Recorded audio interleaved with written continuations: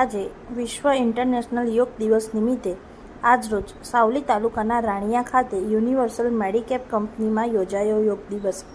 આજરોજ 21 જૂને મોદી સરકારના આવ્યા બાદ 117 જેટલા દેશોએ યોગ દિવસની ઉજવણીનો ભાગ લીધો છે। આ દિવસે તમામ દેશોની અંદર મોટી માત્રામાં જનસંખ્યા એકઠી કરી યોગ કરાવી એના વિશે સમજૂતી આપી યોગનું મહત્વની જાણકારી વિશેષ આપવામાં આવે છે।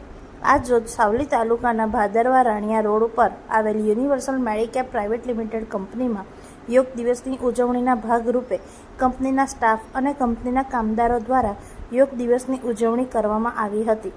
વડોદરાથી પધારેલ ગિરીશભાઈ પટેલ દ્વારા કંપનીમાં સ્ટાફને કામદારોને યોગ કરાવી યોગ કરવાથી વિશેષ થતા ફાયદાથી માહિતગાર કરાયા હતા અને યોગ કરવાથી શરીરને તંદુરસ્ત અને નિરોગી રહી શકે છે એવી સમજ આપવામાં આવી હતી। આંતરરાષ્ટ્રીય યોગ દિન નિમિત્તે 2015થી શ્રી નરેન્દ્ર મોદી સાહેબે 2015થી યોગ આંતરરાષ્ટ્રીય દિન નિમિત્તે ડિક્લેર કરેલો છે। તે નિમિત્તે યુનિવર્સલ મેડિકેપ લિમિટેડ કંપની રાણિયા દ્વારા યોગ દિનનું આયોજન કરવામાં આવેલું છે અને તે નિમિત્તે યોગ ટીચર તરીકે શ્રી ગિરીશભાઈ પટેલને હાજર રાખી અને તેમની હાજરીમાં યોગનું બધાને નોલેજ આપવામાં આવ્યું છે। તેના વિશે યોગ વિશે શું થાય છે, યોગ કેમ કરવાનું છે તે વિશે બધી એમ્પ્લોઈઝને અને સ્ટાફને માહિતી આપવામાં આવી છે।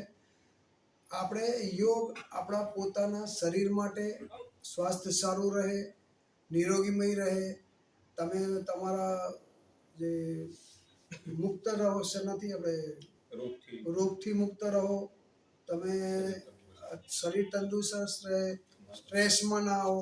આ બધા અસંખ્ય કારણોને લઈને યોગથી બધું નિવારણ થઈ શકે છે અને આપણું સ્વાસ્થ્ય સારું રહી શકે છે। આપનું નામ સર? મારું નામ બાલ